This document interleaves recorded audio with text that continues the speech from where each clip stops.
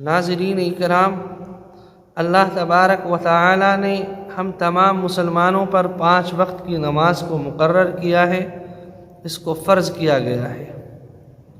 اور نماز یہ ارکان اسلام میں سے ہے۔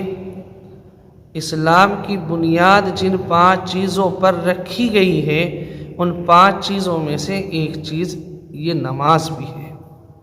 اور نماز کو کس قدر اہمیت حاصل ہے، اس کی کتنی اہمیت ہے، اس کا اندازہ ہم قرآن کریم کی آیتوں کو تلاوت کر کے، احادیث نبویہ کا مطالعہ کر کے لگا سکتے ہیں۔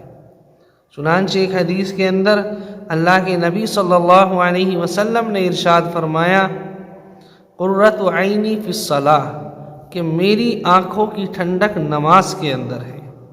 ایک دوسری حدیث کے اندر ارشاد فرمایا کہ کفر اور اسلام کے درمیان فرق کرنے والی چیز نماز ہے۔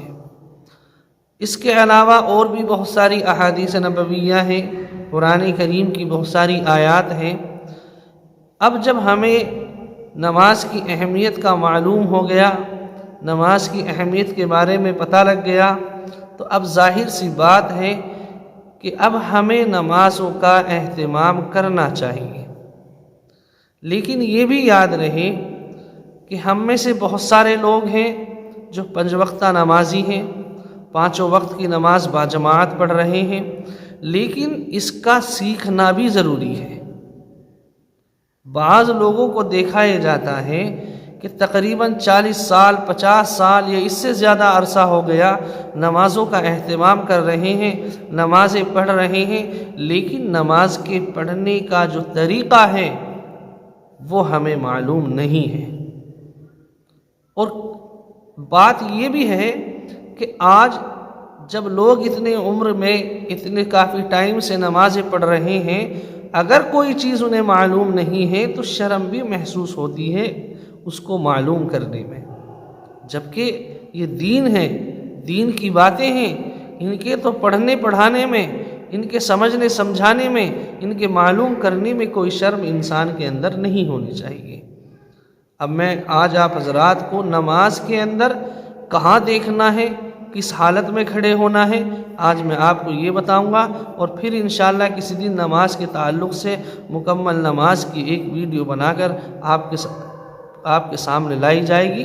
آپ حضرات اس ویڈیو کو بھی دیکھیں۔ نماز ہو سکتا ہے آپ کی بھی نماز کے اندر کوئی کمی ہو، غلطی ہو، وہ آپ کی صحیح ہو جائے گی، اور جو دوسری ویڈیو آئے گی انشاءاللہ اس ویڈیو کے ذریعے آپ کو مکمل نماز کا طریقہ بتایا جائے گا۔ اب آپ حضرات غور سے سنیں۔ جب ہم نماز پڑھنے کے لیے کھڑے ہو جائیں اور تکبیر تحریمہ یعنی اللہ اکبر کہہ کر نیت باندھ لیں، تو کھڑے ہونے کی حالت میں ہمیں اپنی دونوں نگاہیں سجدے کی جگہ پر رکھنی ہے، یعنی جس جگہ ہم زمین پر سجدہ کر رہے ہیں اس جگہ ہمیں اپنی نگاہیں رکھنی ہیں۔ اب جب ہم رکوع کریں، رکوع میں چلے جائیں، تو اس وقت اپنی دونوں نگاہوں کو دونوں پیروں کے ناخنوں پر رکھنی ہے، پیروں کی انگلیوں پر رکھنی ہے، ان کے ناخنوں پر رکھنی ہے۔ جب ہم کھڑے ہو جائیں رکوع سے تو پھر قیام کی حالت میں تو وہیں پر رکھنی ہے، یعنی سجدے کی جگہ پر۔ اب جب ہم سجدہ کریں تو سجدے کی حالت میں اپنی نگاہوں کو اپنی ناک کے اوپر رکھنا ہے، یعنی اپنی آنکھوں سے اپنی ناک کو دیکھنا ہے۔ جب ہم سجدہ کر کے فارغ ہو جائیں اور تشہد میں بیٹھ جائیں، اتحیات پڑھنے لگیں، اس وقت ہمیں اپنی نگاہوں کو اپنی گود کے اندر رکھنا ہے۔ ہماری جو یہ جھولی ہے، گود ہے، اس پر ہمیں اپنی نگاہ رکھنی ہے۔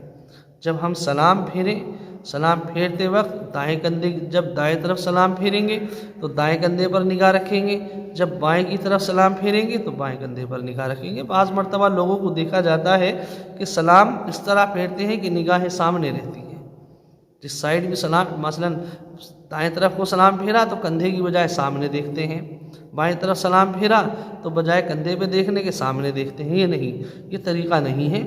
جب سلام پھیریں تو اپنی نگاہ کو جب دائیں طرف پھیریں تو دائیں کندھے پر رکھیں، جب بائیں طرف پھیریں تو بائیں کندھے پر رکھیں۔ یہ ہے نماز کے اندر اپنی نگاہوں کو رکھنے کا طریقہ۔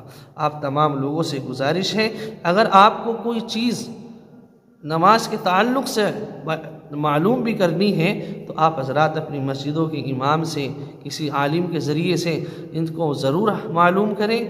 ایسا نہ ہو کہ آپ ایک طویل عرصے سے نمازیں پڑھ رہے ہوں اور وہ نمازیں آپ کی نہیں ہو رہی ہوں، آپ کے رکوع صحیح نہ ہوں، آپ کے سجدے صحیح نہ ہو رہے ہوں، تو آپ حضرات نماز کو مکمل طریقے سے سیکھیں۔ اللہ تعالیٰ مجھے بھی، آپ کو بھی اور تمام لوگوں کو نماز پڑھنے کی توفیق عطا فرمائیں، نمازوں کا اہتمام کرنے کی توفیق عطا فرمائیں۔